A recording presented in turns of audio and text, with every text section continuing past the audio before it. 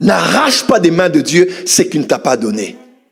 Ne force pas à ce que Dieu te donne quelque chose parce que seulement tu en as besoin. Le Dieu sage qui sait que c'est bon et c'est fini, sait que c'est fini. Jette l'éponge et c'est le temps de rentrer pour toi. Il y a la volonté parfaite, moi je le crois. Il y a aussi la volonté permissive. La Bible déclare dans le livre de Romains chapitre 12, afin que vous discerniez quelle est la volonté de Dieu. On dit ça en 3 temps, n'est-ce pas? Ce qui est bon, ce qui est agréable et ce qui est parfait. Mon interprétation est simple. Ce qui est bon, c'est ce qui est bienséant. Ce qui peut mettre tout le monde d'accord. Ce qui est agréable, c'est tout ce qui se fait par la foi.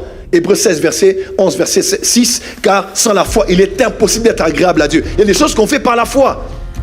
Au-delà de ce qui est bon. On veut par la foi cette femme. On veut par la foi cet homme. On veut par la foi ce travail. Et Dieu non la foi. Mais il a dit ce qui est bon, agréable et ce qui est parfait. Parce qu'au-delà même de ta foi, il y a ce qui est parfait.